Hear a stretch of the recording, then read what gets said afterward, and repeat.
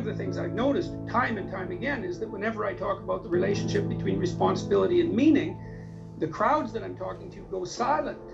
Say, look, you need a meaning to sustain you through the vicissitudes of life. Okay, well, try to debate that. It's like, is life painful? Yes. Is it anxiety provoking? Yes. Is it uncertain? Yes. Is it painful beyond bearing sometimes? Yes. It's difficult. Everyone agrees about that. Now, they might disagree about how difficult, but that doesn't matter. The central point holds. Okay, what if you think that's all pointless? Well, that doesn't seem very helpful. Okay, so you need a sustaining meaning. Well, where do you find that? Well, you generally find it in responsibility to yourself and to other people. And people ask themselves those questions when I'm talking, because I ask them to ask themselves those questions, and that's the answer. Well, what's meaningful? Well, I have a meaningful relationship with my father. I have a meaningful relationship with my wife.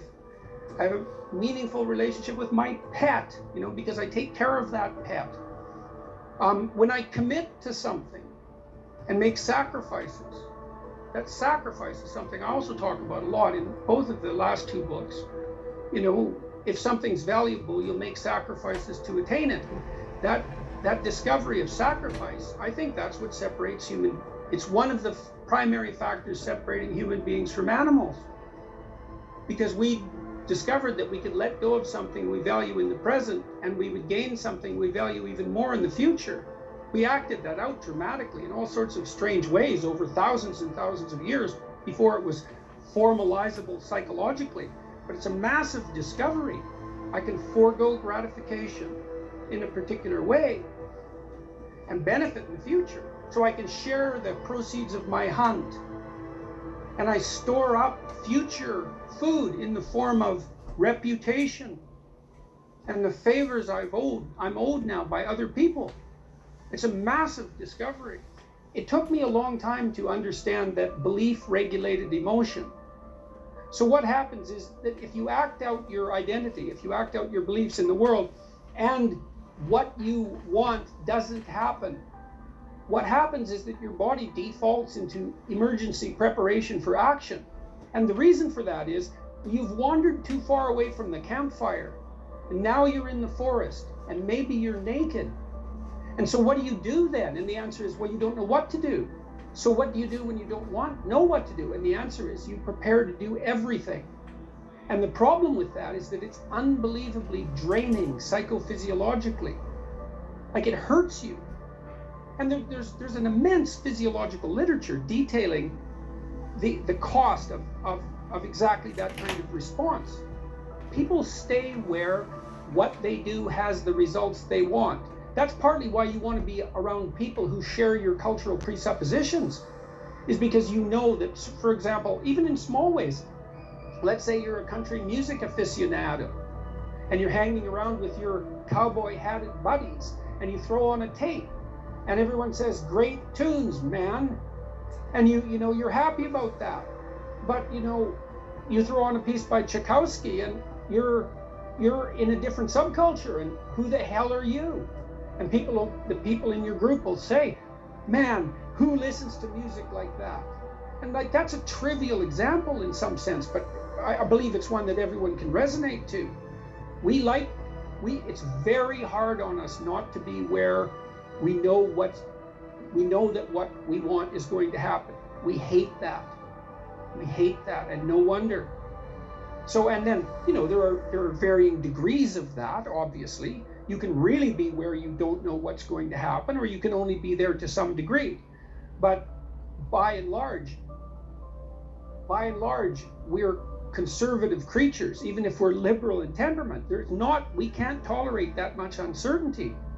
And you might ask, well, why? And the answer is, well, because you can be hurt, pain, you can be damaged, you can become intolerably anxious, and you can die.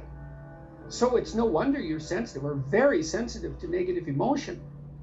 And so our identities, functional identity regulates your emotion. But you do that in concert with other people. In the first chapter of the new book, Beyond Order, the rule is don't casually denigrate social institutions or creative achievement. That's that balance again. I make the case that most of your sanity is socially distributed. And what I mean by that is, well, let's say that you know how to behave. You're well socialized. You can play with others. Now, I said already in this conversation, if you didn't learn to play with others between the time you were 2 and 4, you will never learn. And psychologists have beat their heads against the wall trying to rehabilitate antisocial children. They can't do it after the age of 4. Well, it seems to be partly because the kids fall farther and farther behind. So let's say you make the leap from egocentric dependence on your mother at 2 and 3 to immersion in a peer group. Well, then you pick peers that are at your same developmental level, and you chase each other up the developmental ladder. And the longer you're out of that, the farther you fall behind. And so, you know, kids, 5-year-old kids might come across another 5-year-old kid who tends to cry too much if they don't get their way. And they'll say, we don't want to play with the baby. And what they're saying is, we have to find someone who's at our developmental level, shares our developmental horizon, so that we can mutually scaffold our further development. Now, they're not going to say that, obviously, but that's the situation. And kids test each other out when they first meet. So do adults. Game, game, game, game. Can you play? Are you playing at the same level as me? I'm playing my game at the level that will further my development.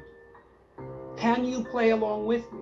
If not, well, maybe you're lower in status and I can pull you up as a mentor. Maybe you're higher in status and I can learn from you, but if you're a peer, we can play together.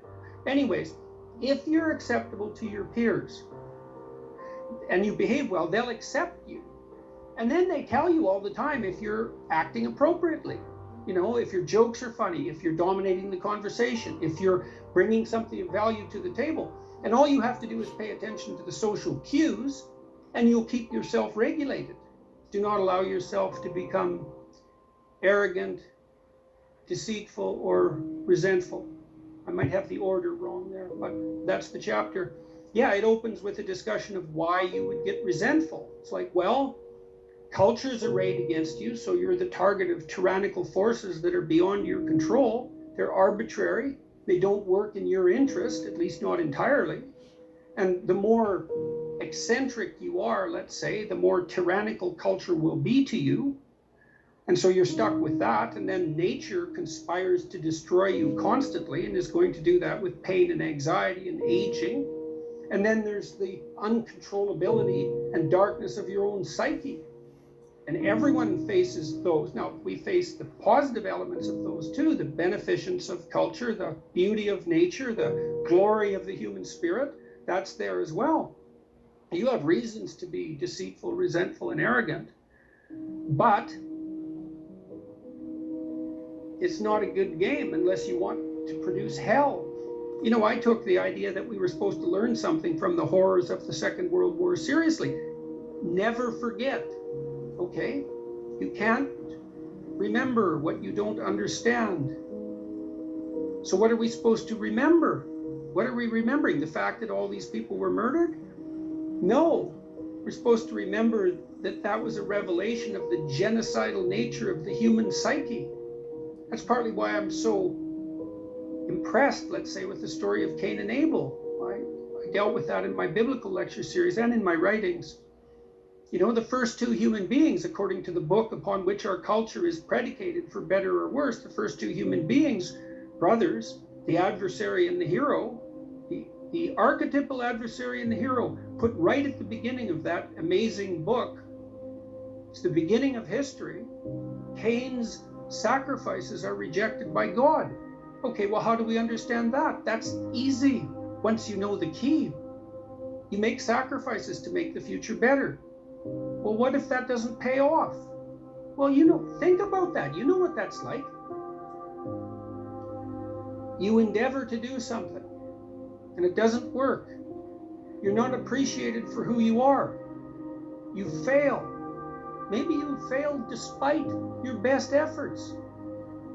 Well, are you rejected by God? Well, it's as if you're rejected by God. Does it make you resentful?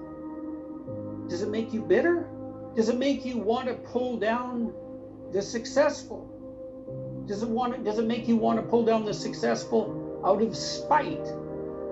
Does it make you want to pull down the successful out of cosmic spite? The answer to that happens to be yes. You shake your fist at God. You say, I'm going to harm those whom you blessed. And no wonder. It's no wonder. You know, it's harsh that the rewards of life are indiscriminately distributed. It's hard on everyone. But it doesn't help. It doesn't help to become bitter. And it's not like I don't understand the temptation. I mean, I think part of the reason I get away with being so bloody preachy is because I'm talking to myself. You know, it's not like I don't put myself in the boat of the damned and lost. We have to strive not to be wretched. There's something that doesn't seem fair about that. Why couldn't we just be happy being who and what we are? Why is it that we're punished if we don't strive? Well, I don't know. We're negentropic organisms, right? I mean, we have to maintain this incredible complexity in the face of a dissipating universe. It requires effort. It's the second law of thermodynamics, I believe. That's why we have to strive. Well, why is the world constituted that way? I guess it's an infantile paradisal wish in some regard. Couldn't we just be rewarded for who we are? I can understand that.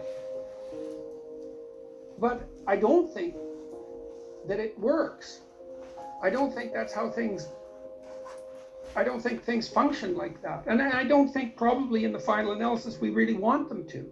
I don't know if anyone enjoys undeserved reward. You know, it feels kind of creepy, doesn't it, to be rewarded for something you didn't do? The positive emotion that we find sustaining is experienced in relationship to an unachieved goal. It's hope that drives us forward. We want something, and if we see ourselves moving towards that, then we're in the grip of the positive emotion that we find sustaining. It isn't the attainment. Attainment is satiating. Attainment shuts down the system that has been striving for that particular object of attainment. If you're hungry and you eat, you stop being hungry. Now, that's good because the hunger is gone, but that whole frame disappears. You can no longer strive within that frame, and you need a new frame to strive towards. And so technically, and this is well established as far as I'm concerned, we even know the drugs that people abuse, cocaine, let's say, amphetamines, the ones that are potent sources of positive emotion, activate the system that regulates our emotional response to evidence that we're moving towards a desired goal.